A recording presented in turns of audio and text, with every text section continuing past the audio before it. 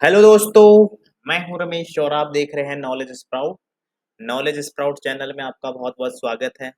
आज की इस वीडियो में हम टाइप्स ऑफ फंक्शंस को डिटेल में समझेंगे उनके ग्राफ के साथ। ठीक है। इससे पहले मैंने part one, part two, part three जो भी है, मेरे को एग्जैक्टली याद तो नहीं है कि मैंने कितने पार्ट आपको इसके बता दिए हैं, बट आप देख सकते हैं वहाँ पे कि जहाँ तक हमने पहले पढ़ा था उसके आगे ही हम पढ़ने वाले हैं। तो हो सकता है ये पार्ट थ्री या पार्ट फोर होगा हमारे वीडियो का। तो यहाँ पे हम समझेंगे कि फंक्शंस के जो ग्राफ बनते हैं वो कैसे बनते हैं। ठीक है। और कौन कौन से फंक्शन आपको एनसीईआरटी में दे रखे हैं और कौन कौन से फंक्शंस जो आपके काम के होते हैं बट एनसीईआरटी के बुक में नहीं है और उसको आपको कहाँ से पढ़ना है। राइट। तो ये सब बातें भी मैं आपको बता दूंगा और वीडियो के एंड में मैं आपको एक उस बुक की वीडियो भी बना के दे दूंगा। राइट। तो वीडियो को स्टार्टिंग से एंड तक देखना है। अगर आपका कोई डाउट आता है तो कमेंट सेक्शन में जरूर पूछ लीजिएगा। और वीडियो पसंद आता है तो लाइक करें, अपने दोस्तों के साथ शेयर करें और चैनल को सब्सक्राइब जरूर कर दीजिएगा। तो चलिए स्टार्ट करते हैं।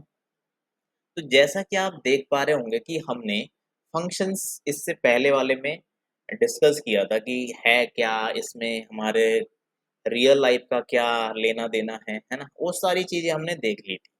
आज हम समझेंगे कि फंक्शन के अंदर कि इनके ग्राफ कैसे बनते हैं और इनके टाइप कौन कौन से हैं। ठीक है। तो सबसे पहले आपके पास है आइडेंटिटी फंक्शन। अब आइडेंटिटी फंक्शन क्या होता है, नाम से ही अब देखो, आइडेंटिटी फंक्शन जो है ये आप बचपन से बनाते आ रहे हो ऐसा ग्राफ। बट आपको शायद ये ना पता हो कि जो आप ये ग्राफ बना रहे हैं इसको आप जब 11th में जाओगे तो उस समय आप आइडेंटिटी फंक्शन इसका नाम दे दोगे, ऐसा शायद आपको पहले ना पता हो। बट अब आपको ये चीज पता चल गई होगी कि जो हम ऐसा ग्राफ बनाते थे वो क्या है, आइडेंटिटी फंक्शन। अब आइडेंटिटी फंक्शन बना कैसे, सबसे मेन मुद्दा तो यही है। अब जो हम लिखते थे ना बचपन में से y is equal to x, तो यहाँ पे मैं आपको बता दूं, वैसे तो बताया भी है कि जो y है, y को ही हम क्या बोलते हैं, एफ एक्स भी तो बोलते हैं। तो y इज और क्या कहते हैं, एफ एक्स और y दोनों आपस में इक्वल है। क्यों? क्योंकि इसका मीनिंग ये हुआ ना कि जब आप x की वैल्यू पुट करोगे तभी तो आपको y की वैल्यू मिलेगी। राइट। तो यहाँ पे अगर आप देख पा रहे होंगे कि जो ग्राफ बना हुआ है, ठीक है, इसमें आपको दिख रहा है कि यार इक्वल इक्वल चल रहा मामला। अगर इधर टू है, इधर टू है, फोर है, सिक्स है, सिक्स है, तो वो होना ही है। क्यों? देखो y is equal to x है, मतलब x की वैल्यू आप वन पुट करोगे तो सिंपल सी बात है y की वैल्यू भी कितनी आएगी, वन।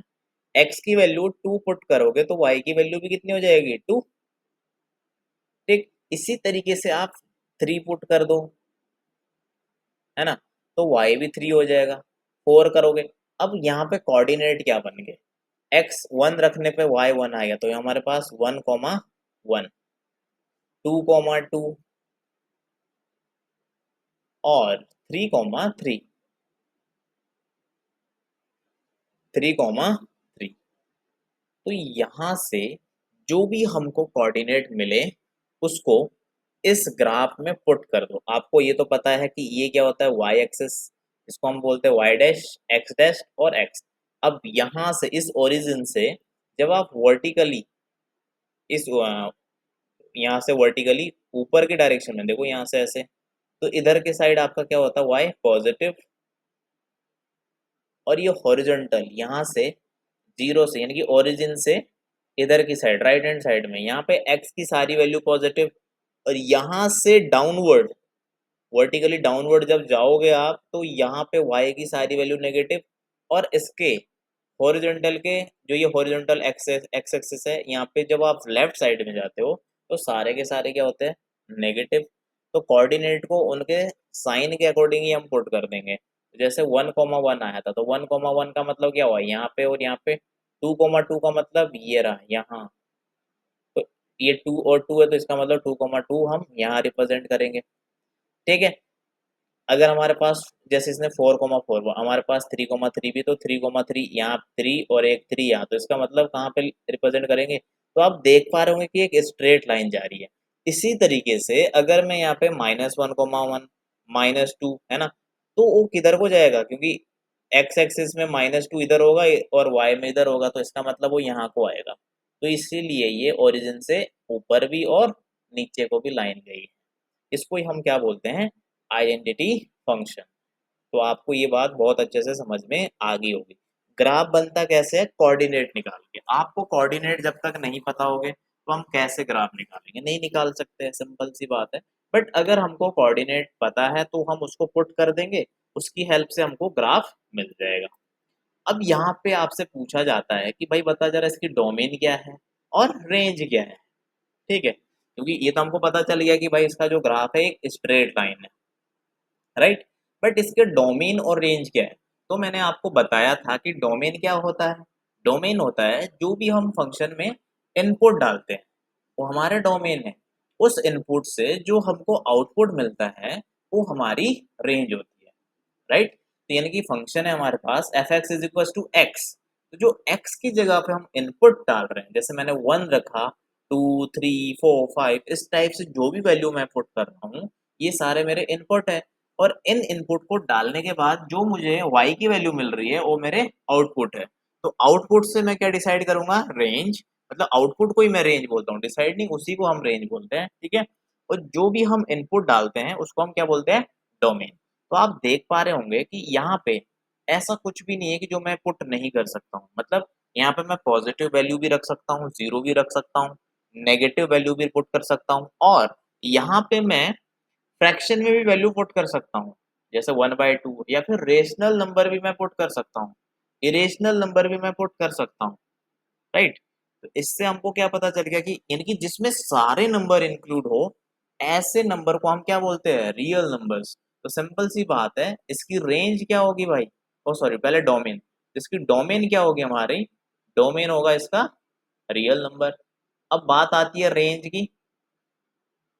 तो रेंज में भी तो क्या हो रहा है? जो हम पुट कर रहे हैं, जो हम इनपुट डाल रहे हैं वही आउटपुट आ रहा है। मतलब 1 रखने पे 1 ही आ रहा है, 2 रखने पे 2 ही आ रहा है, 3 रखने पे 3 आ रहा है, -1 रखने पे -1 ही आ रहा है। इसका मतलब यहाँ पे भी तो सेम कंडीशन बनेगी कि ये भी तो क्या है? सारे रियल नंबर्स है। इसका मतलब इसकी डोमेन और रेंज दोनों ही क्या है? रियल नंबर है। तो रियल नंबर को हम किससे रिप्रेजेंट कर देते हैं? कैपिटल आर से। तो डोमेन भी इसकी क्या होगी? Real number. रेंज भी क्या होगा? Real number. पता कैसे चला? हमने इसको पहले सॉल्व किया, इसमें वैल्यू पुट करके देखी, तो हमको पता चला कि अच्छा यहाँ पे तो डोमेन और रेंज क्या आ रहे हैं? रियल नंबर ही आ रहे हैं, राइट? तो आपने इसको समझ लिया होगा बहुत अच्छे से। अब हम समझते हैं नेक्स्ट ग्राफ। नेक्स्ट है हमारे पास कांस्टेंट फंक्शन। कांस्टेंट, देखो नाम में ही कांस्टेंट है। कांस्टेंट मतलब क्या होता है?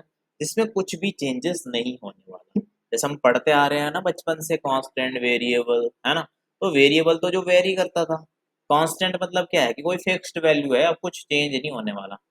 जब कुछ चेंज ही नहीं होगा तो सिंपल सी बात है, क्या रहेगा? ऐसे न्यूट्रल। मतलब आपके पास कुछ ऐसी कंडीशन है, y इज इक्वल टू, मैंने क्या लिख दिया? 4। भाई ये 4 है, 4 का तुम क्या ही कर लोगे? वो कांस्टेंट है, उसमें कुछ चेंज नहीं होने वाला, ठीक? तो सीधा सीधा क्या करोगे? ऐसे ग्राफ ड्रॉ कर दोगे कांस्टेंट के लिए। अगर यहाँ पे 3 होगा, मतलब कांस्टेंट तो फिक्स है ना। अब आप बोलोगे कि ऊपर को ही क्यों किया? क्योंकि अभी मैं पॉजिटिव वैल्यू लिख रहा हूँ ना, 4 लिख रहा हूँ, 3 लिख रहा हूँ, तो ये यहाँ पे x होता था, तो x की जगह पे जब 4 रख रहा हूँ तो ये y आ रहा है, ठीक है? तो इसका मतलब ये y एक्सिस पे रिप्रेजेंट किया जाएगा। अगर मैंने लिख दिया y इज इक्वल टू -4, तो सिंपल सी बात है, इसको मैं किधर रिप्रेजेंट करूंगा? इधर की साइड कर दूंगा। अगर मैं इसको बोलता हूँ कि भाई मैंने क्या कहते हैं, एक ये प्लस हो गया, माइनस हो गया, इसके अलावा और क्या रख सकते हैं हम? एक्स की वैल्यू कुछ भी पुट, मतलब वो पहले से ही फिक्स्ड है कि भाई वो कांस्टेंट है।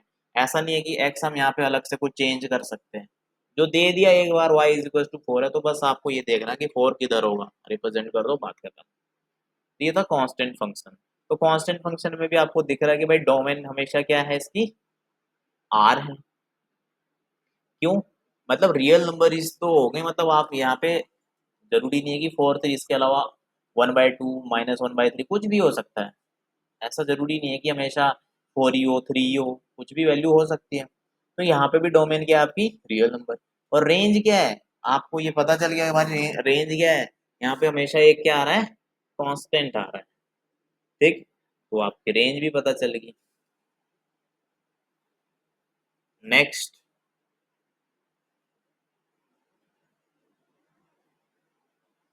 Polynomial functions. अब सबसे पहले आपको ये पता होना चाहिए कि भाई पॉलिनोमियल होते क्या है। तो पॉलिनोमियल हमने क्लास 10th में, क्लास 9th में और 8th में भी पढ़े थे, है ना। तो पॉलिनोमियल क्या होते हैं, सिंपल सी बात है, जो भी हमारे पास इक्वेशन बनती थी ना बचपन में, जब हम देखते थे लीनियर इक्वेशन है या फिर क्वाड्रेटिक इक्वेशन है या फिर क्यूबिक इक्वेशन है, ये सारे की सारी चीजें क्या होती थी, ये सारे के सारे हमारे पॉलिनोमियल होते हैं, है ना। तो नाम में ही पॉली मतलब मोर देन, जिसमें मोर देन टू हो या फिर टू भी होगा उसको भी हम इंक्लूड करेंगे किसमें, पॉलिनोमियल में। अब वो डिपेंड करता है कि भाई लीनियर है, क्वाड्रेटिक है या कौन सा है, वो डिपेंड करता है कंडीशन पे, राइट। तो यहाँ पे हम देखेंगे कि यार जो हमारे क्वाड्रेटिक पॉलिनोमियल होते थे या फिर क्यूबिक पॉलिनोमियल होते थे, उनके ग्राफ कैसे बनाए जा सकते हैं, उनको हम यहाँ पे समझेंगे। जैसे फॉर एग्जांपल आपके पास स्टार्टिंग किससे, पैराबोला से। पैराबोला बोले तो अभी शायद बहुत सारे बच्चों को नहीं पता होगा कि पैराबोला क्या होता है, क्योंकि ये भी एक अलग से चैप्टर है आपके पास 11th में, एक कॉनिक सेक्शन, उसके अंदर पैराबोला हाइपरबोला सब पढ़ोगे आप।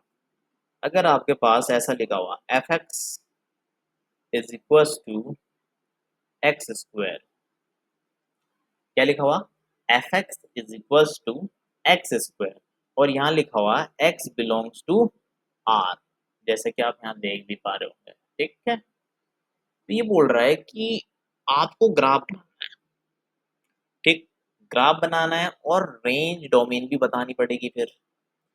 अच्छा, तो क्या करोगे, तरीका वही रहेगा कि पहले आपने x की जगह पे वैल्यूज पुट करनी है। अब क्या वैल्यूज पुट करनी है, किसने आपको बोल दिया यहाँ पे कि x बिलोंग्स टू r, मतलब x की जगह पे आप कोई भी वैल्यू पुट कर सकते हैं, जैसे 0 रख सकते हैं, 1 2 3 4, या फिर 1/2 1/3 1/4, माइनस में भी रख सकते हैं सेम वैल्यूज, राइट। क्योंकि रियल नंबर्स तो हमको पता है कि सारे नंबर्स का कॉम्बिनेशन ही रियल नंबर्स है। इसमें पुट करा, जैसे मैंने यहाँ पे x की जगह पे 1 पुट किया, 1 पुट करने पे y की वैल्यू कितनी आएगी, 1, मतलब एफ एक्स आपको पता ही है ना, ये 1 ही होता, ओ सॉरी, एफ एक्स और y दोनों इक्वल है ना। तो यहाँ पे 1 रखने पे y भी मेरे को कितना मिल गया, 1, क्योंकि 1 का स्क्वायर भी 1 ही होता है। अब अगर मैं x की जगह पे 2 पुट करता हूँ, तो 2 का स्क्वायर कितना हो जाएगा, 4। इसी तरीके से 3 रखता हूँ तो 3 का स्क्वायर कितना हो जाएगा, 9। सेम चीज अगर मैं नेगेटिव में वैल्यू रखता हूँ, तो x की वैल्यू अगर मैं यहाँ पे रखता हूँ -1, देखो x नेगेटिव है बट जो मेरे पास आउटपुट आएगा वो तो हमेशा पॉजिटिव ही आ रहा है। 1 का स्क्वायर -2 का स्क्वायर करूंगा वो भी कितना आएगा, वो भी +4 आएगा, ठीक है।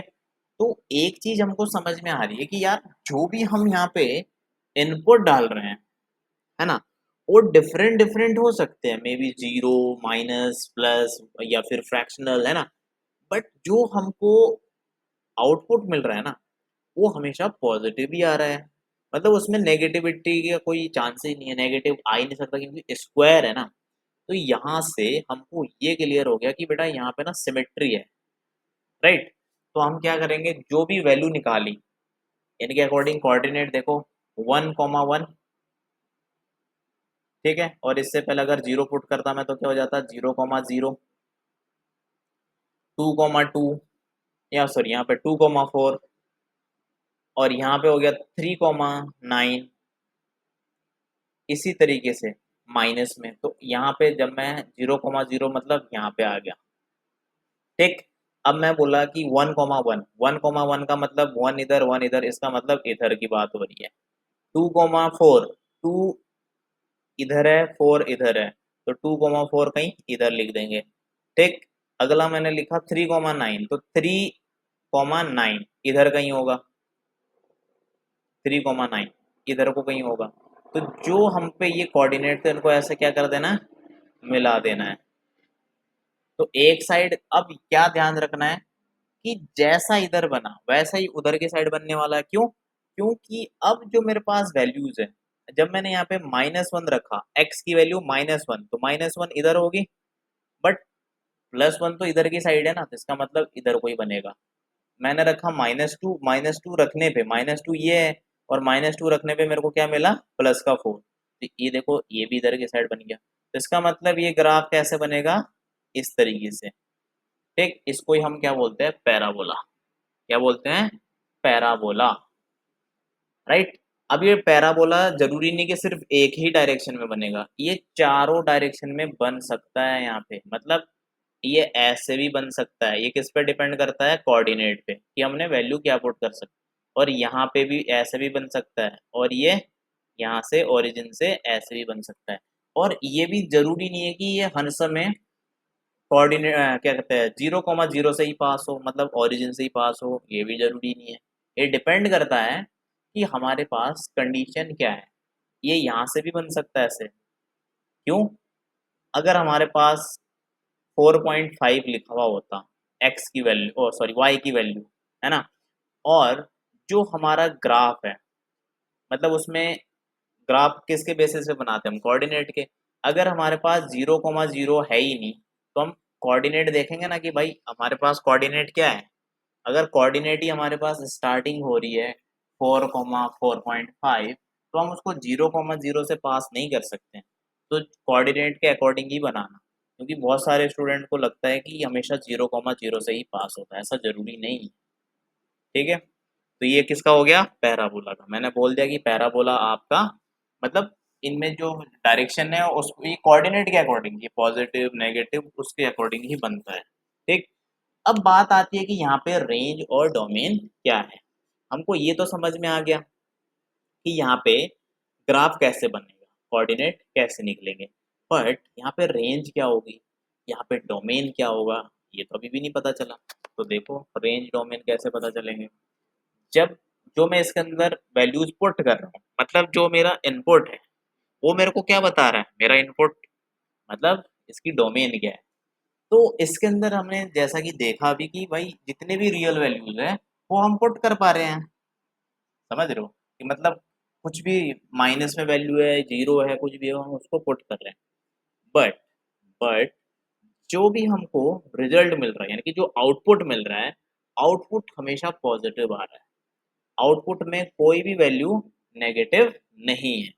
तो आप क्या बोलोगे कि भाई जो हमारा डोमेन है, domain of the function, domain तो हमारी क्या है यहाँ पे, रियल नंबर, और range of the function, range हमारी क्या होगी, रेंज हमारा जीरो रखने पे जीरो आया, बाकी सारे पॉजिटिव नंबर, तो हम यहाँ पे लिख देंगे जीरो को इंक्लूड करेंगे और comma infinity, zero to infinity, ये हमारी क्या हो जाएगी, रेंज। क्यों? क्योंकि जो भी वैल्यू हमने पुट करी, वो चाहे नेगेटिव थी, जीरो थी, फ्रैक्शनल थी, हमको इस एक्स स्क्वायर था उसके अंदर वैल्यू पुट करी, तो नेगेटिव वैल्यू भी क्या हो गई, पॉजिटिव हो गई। तो यानी कि जीरो से छोटी वैल्यू तो आ ही नहीं सकती। और जीरो को इंक्लूड क्यों किया, क्योंकि जीरो रखने पे जीरो आया जो कि एग्जिस्ट कर रहा है। तो जब एग्जिस्ट कर रहा है इसका मतलब ये भी तो हमारा जो हमारा आउटपुट है वो जीरो से ही स्टार्ट हो रहा है। तो जीरो से इन्फिनिटी के बीच की वैल्यू आ रही है और जीरो को भी इंक्लूड करना है।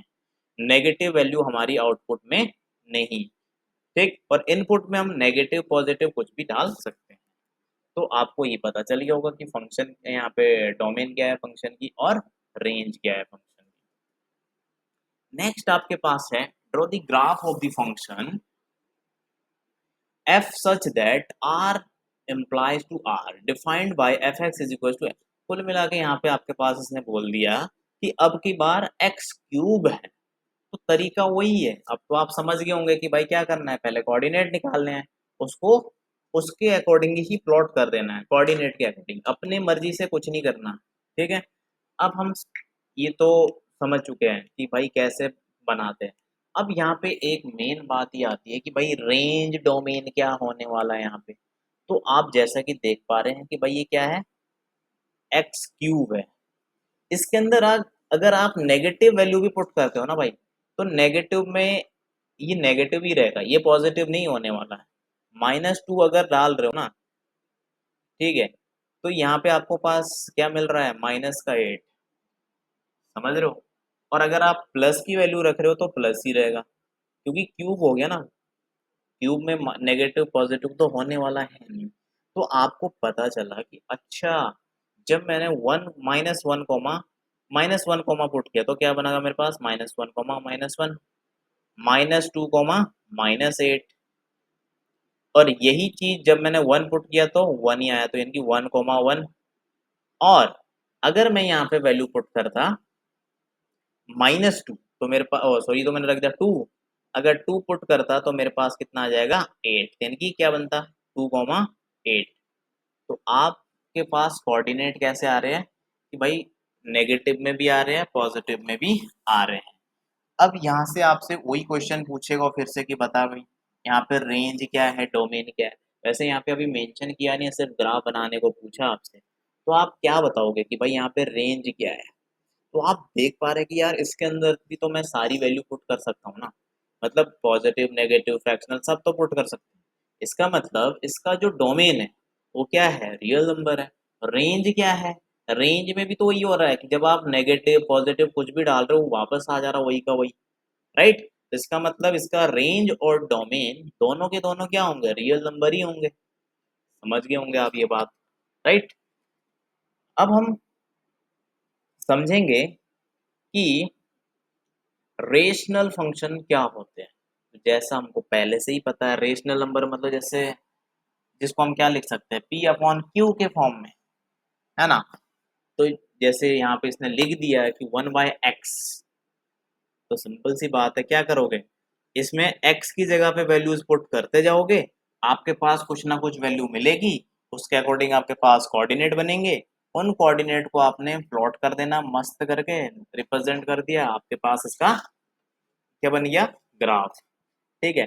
अब यहाँ पे इसने पूछा है कि एक तो इसने यही बोल दिया कि भाई ये क्या कहते हैं, ग्राफ बनाओ।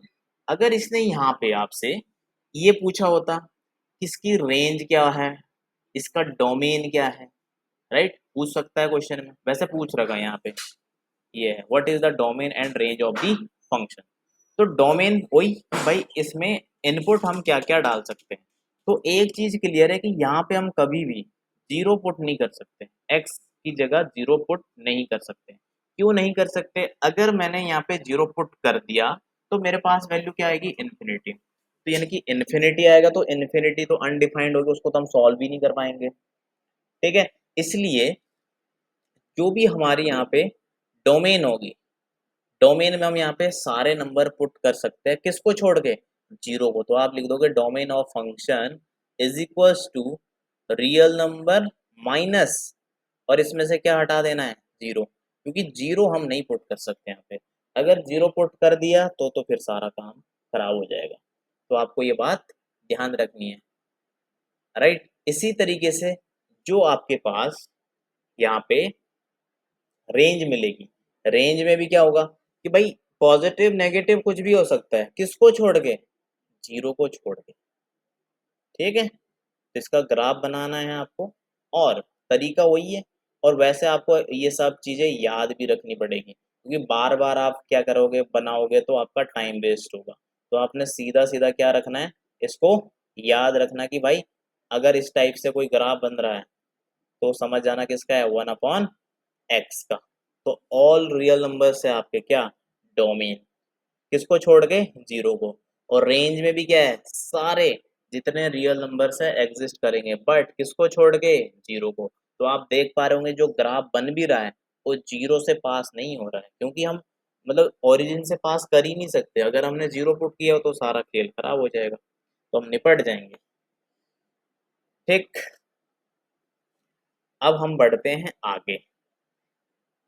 अगला है आपका मोस्ट इम्पोर्टेंट, ये जो है ना मॉड्यूलस फंक्शन, यहाँ से सबसे ज्यादा क्वेश्चन पूछे जाते हैं आपसे। ठीक है। तो यहाँ पे ग्राफ तो मैं आपको बता दूंगा कि भाई मॉड्यूलस फंक्शन का ग्राफ कैसे बनता है, बट इसके ऊपर क्वेश्चंस हम एक सेशन अलग से लाएंगे आपको जिसमें आपको सिंपल मतलब सिर्फ और सिर्फ क्या बताया जाएगा, मॉडुलस फंक्शन के क्वेश्चंस को किस तरीके से सॉल्व किया जाता है। क्योंकि अगर आप जेई मेंस, जेई एडवांस या फिर सीयूईटी जो भी एग्जाम आप दे रहे होंगे, उसका जो क्वेश्चन बनता है वो यहाँ से ही बनेगा, फंक्शन में से।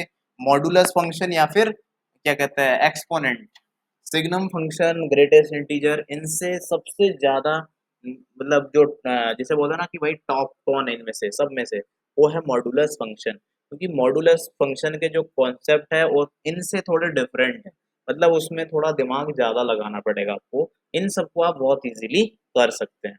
तो पहले तो हम यहाँ पे सिंपल समझ लेते हैं कि भाई मॉडुलस फंक्शन में क्या कहते हैं, इसको रिप्रेजेंट कैसे करते हैं और इसका ग्राफ कैसे बनता है। ठीक है, तो हमने देखा कि आपको ऐसा लिख के दे रखा, f x is equal to mod x. अब ध्यान रखना जो हमने पहले किया था वहां पे सिर्फ क्या लिखा हुआ था, f x is equal to x, right, identity वाले में। बट यहाँ पे क्या लग गया, ये जो दो डंडे से होते हैं ना, इसको हम क्या बोलते हैं, मॉड बोलते हैं। ट्वेल्थ में आप इसको डिटर्मिनेंट भी बोलोगे, मतलब मैथ्स में एक चैप्टर आएगा ना डिटर्मिनेंट। तो दोस्तों अब हम समझेंगे कि मॉडुलस फंक्शन का जो ग्राफ है वो कैसे बनेगा। ये तो मैंने आपको बता दिया कि इसमें मॉड को मतलब रिप्रेजेंट कैसे करते हैं, सॉरी, तो मैंने बता दिया इसमें, ठीक, जैसे कि आप देख पा रहे हैं यहाँ पे। अब हम ये समझेंगे कि इसका ग्राफ कैसे बनेगा। ग्राफ बनाने के लिए हमको क्या चाहिए, कोऑर्डिनेट। अब मैं आपको बता दूं कि जो मॉड होता है इसमें, ये हमको क्या करेगा, जो भी हम इसमें इनपुट डालेंगे तो आउटपुट हमेशा पॉजिटिव ही देगा। ठीक है, और मॉड की कितनी वैल्यू हो सकती है, दो। मतलब जैसा हम लिखते हैं ना मॉड एक्स, मतलब पॉजिटिव नेगेटिव, एक्स वहां पे पॉजिटिव भी हो सकता है और नेगेटिव भी हो सकता है, बट उसका जो क्या कहते हैं आउटपुट है वो हमेशा पॉजिटिव होगा।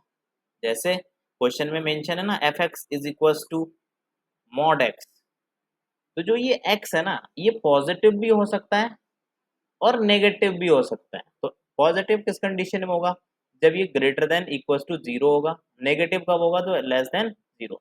यानी कि यहाँ पे आप पॉजिटिव और नेगेटिव दोनों वैल्यू पुट कर सकते हैं, राइट। तो जब भी मैं पर ध्यान रखना, अगर मैं यहाँ पे वन पुट कर रहा हूँ तब भी मुझे वन ही मिलेगा, और अगर मैं इसके अंदर माइनस वन पुट कर रहा हूँ तब भी मुझे वन ही मिलेगा। तो देखो कोऑर्डिनेट कैसे बनेंगे, वन रखने पे भी वन, ठीक, और माइनस वन रखने पे भी क्या आ रहा है, वन आ रहा है। तो आप ग्राफ देख पा रहे होंगे यहाँ पे, एस यहाँ से हम अगर जीरो कोमा जीरो मतलब जीरो पुट करता हूँ तो जीरो कोमा जीरो आ जाएगा। अब जीरो से स्टार्ट करो, वन कोमा वन मतलब इधर की तरफ, ठीक, two comma two, three comma three तो इधर को जाएगी लाइन, स्ट्रेट लाइन, राइट। अब यहाँ से minus one comma one, minus one इधर है और वन इधर है, तो minus one comma one, minus two, minus two comma two, वो इधर को हो जाएगा, इसका मतलब एक लाइन इधर को जाएगी। तो इसको ही हम क्या बोलते हैं, मॉडुलस का ग्राफ, जो भी मॉडुलस फंक्शन होंगे।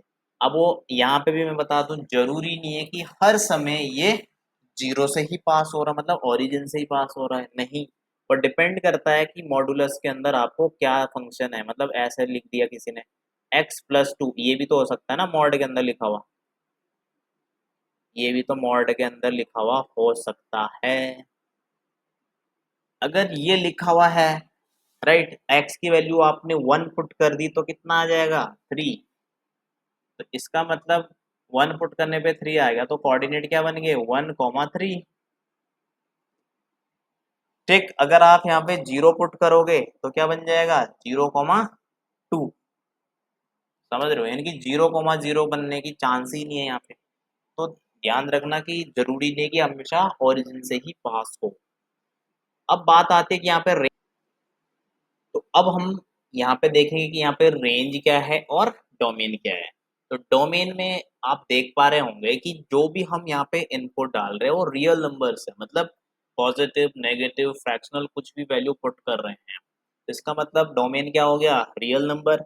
और रेंज क्या है हमारा, रेंज यहाँ पे हमारी आएगी जीरो टू इन्फिनिटी। क्यों, क्योंकि नेगेटिव वैल्यू तो आ ही नहीं रही है। तो सिंपल सी बात है, डोमेन लिख देना आप रियल नंबर, और रेंज ऑफ द फंक्शन आपकी क्या आ जाएगी, 0 टू इन्फिनिटी, मतलब रेंज आपकी नेगेटिव नहीं होनी चाहिए, राइट। अब अगला है आपका सिग्नम फंक्शन। सिग्नम फंक्शन, अब ये सिंगम है, सिग्नम है तो ये सिग्नम फंक्शन है। ठीक, सिग्नम बहुत ही इजी है, इसके कंपैरिजन में तो बहुत ज़्यादा इजी हो गया। किसके कंपैरिजन में, मॉडुलस के। इसमें तो इतना दिमाग ही नहीं लगाना। अब आप लोग खुश हो गए होंगे कि इसमें दिमाग नहीं लगाना पड़ेगा। तो देखो, यहाँ पे आपको ये ध्यान रखना है, जो भी आपको फंक्शन दे रखा होगा, सिग्नम फंक्शन, ठीक है, उसमें कुछ भी आप वैल्यू पुट करो, कुछ भी बोलो, मतलब अगर आप पॉजिटिव वैल्यू पुट कर रहे हो, पॉजिटिव वैल्यू, अब पॉजिटिव कहाँ से स्टार्ट हो जाएगी, कहाँ से स्टार्ट हो जाएगी, मतलब 0 से लेकर इन्फिनिटी, 0 को भी इसी में इंक्लूड कर दो, है ना। तो देखो 0 रखने पे तो भाई कोई भी फंक्शन हो 0 ही देता है, 0 आ गया सिग्नम फंक्शन में, ठीक। अब जैसे ही आप पॉजिटिव वैल्यू 1 2 3 4 कुछ भी पुट करोगे ना सिग्नम फंक्शन में, वो आपको हमेशा आउटपुट हमेशा 1 ही देगा। मतलब 0 रखा सिग्नम फंक्शन में, 0 मिल गया, 1 पुट किया 1 ही मिलेगा, 2 पुट करो 1, 3 पुट करोगे 1, 4 पुट करोगे तब भी 1, मतलब कुछ भी 1 2 3 4 5 6 इन्फिनिटी तक पुट करते जाओ, वो हमेशा आपको आउटपुट क्या देने वाला है, 1 ही देने वाला है, राइट। अब बात आती है कि अगर हम नेगेटिव वैल्यू रखते हैं, अगर 0 से नीचे, जैसे मैंने रखा -1, तब भी मुझे क्या देगा, ये -1, -2 पुट करूंगा तब भी क्या देगा, -1, मतलब आप कुछ भी पुट करते जाओ, -1 -2 -3 -4 -5 इन्फिनिटी तक, माइनस इन्फिनिटी तक सॉरी, पुट करते जाओगे, ये आपको हमेशा जो आउटपुट है वो -1 ही देने वाला है। ये बात आपको क्लियर होगी। तो यहाँ पे आपने ध्यान रखना है कि सिग्नम फंक्शन का जो डोमेन है वो तो होता है real number, domain of the function real number, और जो रेंज होती है सिग्नम फंक्शन की, रेंज क्या होगी, रेंज आपको पता चला कि भाई देख -1 0 और 1, बस, इसके अलावा इसकी कोई रेंज हो ही नहीं सकती। क्यों, क्योंकि भाई पॉजिटिव में 1 2 3 4 कुछ भी पुट कर रही है हमेशा 1 दे रहा है, माइनस में आप कुछ भी पुट कर रही है हमेशा आपको -1 ही दे रहा है आउटपुट, राइट। और 0 रखने पे 0, तो इसका रेंज क्या होगा, -1 0 1, और डोमेन क्या होगा, आर, यानी कि रियल नंबर। आप यहाँ पे भी देख सकते हैं। अब बात आती है इसका ग्राफ कैसे बनेगा, तो इसका ग्राफ याद रखना भाई, देखो सिंपल 1 और एक बार इधर -1, बस, ये तो ओरिजिन तो है ही, क्योंकि इसमें 3 ही कंडीशन बनती है रेंज की, बाकी कुछ बनता ही नहीं है, तो ग्राफ भी इसका इधर, ये और बीच में, सिंपल है याद करने के लिए, ठीक। अब बात आती है ग्रेटेस्ट इंटीजर की। ग्रेटेस्ट इंटीजर किस तरीके से रिप्रेजेंट करोगे, ये रहा, ये, इसको हम क्लोज्ड इंटरवल बोलते थे, ठीक। अब इस भाई साहब की क्या कंडीशन है भाई, इसकी कंडीशन ये है, इसके अंदर 0 रखो, ठीक। अब 0 पे ध्यान रखना, 0 पे तो हमेशा 0 ही देगा भाई, ठीक, 0 पे क्या देगा, 0, ठीक है। अगर यहाँ पे आपके पास वैल्यूज है 0.5, 0.5 से लेकर 0.9 तक, इसके अंदर, तब भी हमेशा क्या देगा आपको, 0, मतलब आपने क्या किया, यहाँ पे 0.5 रखा तब भी क्या मिलेगा, 0, 0.6 तब भी 0, 0.9 तब भी 0। अब अगर आपने ग्रेटेस्ट इंटीजर में ऐसा रख दिया कुछ 1.5, तब क्या मिलेगा, 1, यानी कि 1.5 से 1.9 तक आप इसमें कुछ भी पुट करते जाओ, ये हमेशा आपको क्या देने वाला है, 1। अगर आपने 1 रखा तब भी 1, 2 रखा तब 2, 2.5 2.6 2.9 तक रखते जाइए, वो हमेशा आपको क्या देने वाला है, 2 ही देने वाला है। 3.5 3.6 3. ये रखते जाओ, हमेशा 3 ही आपको आउटपुट देने वाला है, समझ रहे हो। तो यहाँ पे भी आपको क्लियर हो गया होगा कि हम जो यहाँ पे इनपुट डाल रहे हैं उसके बेसिस पे हमको आउटपुट क्या मिल रहा है। हाँ, अगर आप इसमें नेगेटिव वैल्यू रखते हो, जैसे मान के चलो आपने क्या रख दिया, -1.9, -1.9। तो इस कंडीशन में आपको क्या वो दे देगा यहाँ पे -2, राइट। और यहाँ पे आप रखोगे -2.9 या -2.8 -2, इस तरीके की जो वैल्यू रखोगे उससे क्या करेगा, छोटी वैल्यू आपको दे देगा। जैसे आपने रख दिया -3.5, -3.5 तो आपको क्या देगा, -4, ठीक है। तो यहाँ पे भी आपको ये पता चल गया कि भाई ये जो फंक्शन है, ठीक है, इसका रेंज क्या हो सकता है और डोमेन क्या हो सकता है। तो आपको समझ में आ गया कि रेंज मतलब जो हमारी डोमेन है वो क्या है, रियल नंबर है। जो हमको जो हमको आउटपुट भी मिल रहा है, राइट, यानी कि वो भी कैसा है, रियल नंबर ही है कि भाई नेगेटिव पॉजिटिव ये सब मिल ही रहा है ना यहाँ पे भी, ठीक। तो ये आपका होता है ग्रेटेस्ट इंटीजर फंक्शन और इसका ग्राफ ये है। नेक्स्ट है आपके पास एल्जेब्रिक रियल फंक्शंस। तो ये addition of two real function, subtraction of two real functions, ये इनकी फॉर्म है। ये बहुत ही इजी होते हैं, ठीक। तो इनको आप एक बार खुद से देख लीजिएगा और मैं इनके ऊपर आपसे एक क्वेश्चन करवा देता हूँ। किसके ऊपर, ये एल्जेब्रिक वाले पे। जैसे इसने लिखा f x is equal to x square, g x is equal to 2x plus 1, be two real function, find f plus g x and f minus g x, f g x और f upon g x. तो simple क्या करना है आपने, F plus g x का मतलब होता है कि एफ एक्स और जी एक्स को ऐड कर देना है। तो एफ एक्स की वैल्यू कितनी है, एक्स स्क्वायर, जी एक्स की वैल्यू कितनी है, 2x प्लस 1, तो आप क्या लिखोगे, x square plus 2x plus 1। तो ये आपका फर्स्ट का आंसर आ गया। देखो यहाँ पे करके भी दिखा रहा हूँ, ठीक। अब इसने बोला f माइनस जी, इसका मतलब क्या हुआ कि जो एफ एक्स है उसमें से आपको जी एक्स को माइनस कर देना है। तो कैसे करोगे, एक्स स्क्वायर माइनस, यहाँ पे ब्रैकेट लगाओगे, ब्रैकेट लगाओ और यहाँ पे लिखोगे 2x प्लस 1। अब जैसे ही आप ब्रैकेट को ओपन करोगे तो सारे साइन चेंज हो जाएंगे। तो ये आपके पास आ गया, राइट। अब इसने बोला एफ अपॉन जी, इसका मतलब एफ एक्स जो आपका क्या था, x square upon g x 2x plus 1, बस, ठीक। और यहाँ पे क्या होना चाहिए कि भाई जो x की वैल्यू है, x की वैल्यू है कभी भी क्या होनी चाहिए, -1/2। अगर ये -1/2 होगी तो यहाँ पे देखो 2 से 2 कैंसिल, x और -1 प्लस 1 तो ये हो जाएगा 0, तो ये इन्फिनिटी हो जाएगा जो कि हम डिफाइन नहीं कर सकते हैं। इसी तरीके से एफ जी का मतलब क्या हुआ, दोनों फंक्शन को आपस में मल्टीप्लाई कर दो। तो आई होप आपको ये बहुत अच्छे से समझ में आ गया होगा कि मैंने यहाँ पे आपको क्या बताया। अब एक क्वेश्चन यहाँ पे हम इसको देखते हैं, पार्ट 2। ये आपने खुद करना है, ये मैं बताता हूँ। इसने बोला फॉलोइंग रियल फंक्शन, इसमें से आपको क्या बतानी है, डोमेन एंड रेंज। तो भाई देखो 9 माइनस एक्स स्क्वायर, तो सबसे पहले आपको ये ध्यान रखना है कि यहाँ पे ना अंडर रूट के अंदर लिखी हुई है वैल्यू, और रूट में कभी भी नेगेटिव वैल्यू नहीं आनी चाहिए। अगर इसके अंदर नेगेटिव में वैल्यू आई तो क्या हो जाएगा, इमेजिनरी, उसको हम यहाँ पे सॉल्व नहीं कर सकते, ठीक है।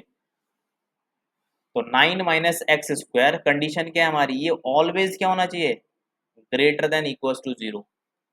ये कंडीशन है हमारी यहाँ पे, क्योंकि रूट के अंदर है ना वैल्यू। तो सिंपल है कि x की जगह वैल्यू हमें तब तक रखनी है जब तक ये वैल्यू नेगेटिव में ना जाए।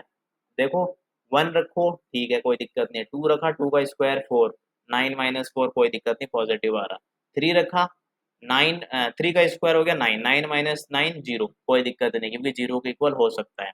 बट जैसे ही मैं यहाँ पे 4 पुट करता हूँ, 4 पुट करते ही मेरे को क्या मिलेगा भाई, 4 का स्क्वायर 16 - 9 माइनस का 7, और रूट के अंदर -7 मतलब डज नॉट एग्जिस्ट।